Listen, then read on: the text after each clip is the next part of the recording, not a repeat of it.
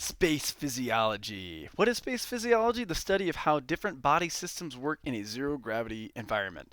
So, this is what you're going to add to your notes today, and specifically what kind of countermeasures help maintain normal body function, because it can mess you up. So, let's look at body system changes. Almost every system of the human body is affected. You don't need to write that down because you're going to learn about that right now. Maybe you want to note these things: systems affected. GI function, your bowels. The liver function, how you process waste. Your fluid and electrolyte imbalances. Need some Gatorade. And circulatory dynamics, the heart gets quite messed up. And organ blood flow, hormonal and metabolic, how you burn energy is affected. And muscles and bones. We'll go back to that so you can pause this and get all that in there if you need to. So let's look at effects on cardiovascular system first. This is on the ground. This is what I look like on 1G.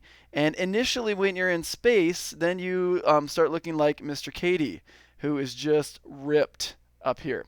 That is initial stage in space. And after you've adopted to microgravity, your blood kind of moves around. And this is immediately after you return from space, your body physiology cardiovascularly looks similar again. Well, let's explain what's going on here. Normally, you have gravity pushing all that blood flow down, and the heart kind of works against gravity. But when you don't have that, then all of a sudden there is no need. Gravity is not pushing that blood flow down. So the heart normally works really hard to keep the blood up into your upper body and your arms and your head. Well, now it doesn't have to do that, but your heart doesn't know that. So it's pushing blood way up into your body, into your arms and your chest, and so everything gets larger when you're in space. So there is a fluid shift. So you have this thing called facial edema. Your cranial veins dilate. You just have these throbbing, maybe not throbbing veins. Even your heart can get a little bit larger. And blood is no longer pulled to the extremities, which happens by gravity. Your hands and your feet just hanging down. So there's that. As a result of that, there's a rapid loss of water. You don't have that blood flowing to your extremities, and that's where you sweat a lot. That's where you burn off a lot of heat, is in your fingers and in your feet, because they're smaller. You have a lot smaller blood vessels going there. But when you return to Earth, then everything goes to normal, and that can cause orthostatic hypotension, there's an extra T there, and syncope. So we're not going to get into these yet. That's a little bit deeper than what I want to look at. So let's look at countermeasures for cardiovascular shifts. One is some vacuum pants. So you put these on, and it's like a suction against your skin here, and it just helps to pull blood flow down. So you can wear some vacuum pants, which are pretty cool. That's they're called LBNP, lower body negative pressure devices. And so protocols may vary based on time spent in space, whether you need to have these on and what period of time, and kind of how your body reacts. And it creates an equivalent physiological stress by creating suction in the lower body. Really cool. And then you also can ingest isotonic saline just before re-entry, and that helps to counter the orthostatic intolerance and cardiovascular deconditioning. So these are some things that through research people have found, hey, this actually helps, this isotonic saline, to counter some of these problems. So that is a countermeasure for cardiovascular shifts. Is 1, lower body negative pressure device, and 2, ingestion of isotonic saline. But noting that this is a countermeasure for cardiovascular shifts may be important later.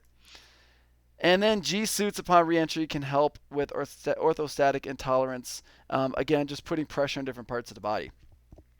When you land, they have the operational tilt test, because all of that blood was up in your head. Your body got used to that. Your brain got used to that. So then when you land, all that blood goes and then you pass out. And so that's what happens to a lot of people. So they make sure that you are reclined. So as soon as you land from space travel, they immediately put you in a recliner, which may be just sitting out into a field somewhere. It might not, this is kind of a recliner here. And they just tilt you back so that you're laying back horizontal, so that your blood does not immediately just fall into your feet. As you're laying horizontal, it allows the blood to still be in your head, and then they slowly tilt you up until you pass out again. And then they know, okay, that's about how far we can tilt this person up. And they tilt you back down until you regain consciousness. And they keep making you pass in and out. All right, so that's the fun of the operational tilt test until your body kind of regulates. As soon as you can be upright, then they know you're good to go on that. All right, let's look at effects on bone.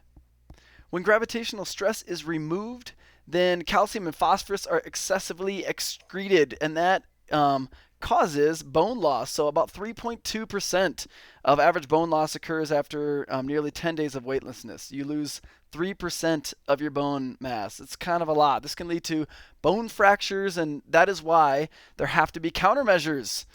Countermeasures to reduce bone loss are incredibly important. So there are treadmills here, and they have to strap you down because as soon as you push off, it would send you flying forward. So that's why this is really important. And this is called a advanced resistive exercise device. Let me say that one more time. You might want to note that down. An advanced resistive exercise device. So the treadmill and ergometer use, and maybe even a combination of that LBNP, that lower body compression suit, both of those together can help with your bone loss issues and can help with cardiovascular blood flow issues. And so this is really important, so important that 2 hours of physical exercise is required per day. So in your normal daily life here on Earth with gravity, you walk around, you might do some exercise. Even if you don't do exercise, you're just walking around against gravity. So you're not going to lose bone mass. In space you do, so they have to take proactive countermeasures to make sure that that is not an issue. Effects on muscle. There is rapid atrophy due to lack of use in microgravitational environment. So again, muscle fibers have two categories, slow twitch and fast twitch. So I was going to say, so again, that's another use of the treadmill. In microgravity, there's rapid degradation of muscle fibers from slow twitch to fast twitch. But slow twitch are more efficient at using oxygen to generate more ATP for continuous muscle contractions, and they don't fatigue as fast. Fast twitch use anaerobic metabolism, which makes them better at short bursts of strength or speed and fatigue very fast. So fast twitch fatigue much faster. That's kind of the key here. It's a lot of information, but fast twitch fatigue much faster. So again, we have this. Here's a little exercise bike. So that's one way that you can help for muscle degradation along with the treadmill. But again, you have to be strapped down. There's also new research into pulsed electromagnetic fields on tissue, really at the cellular level, to induce muscle fibers. And they may also be useful at keeping bone loss at bay. So that's some of the research that's being done, maybe from a biomedical engineering side.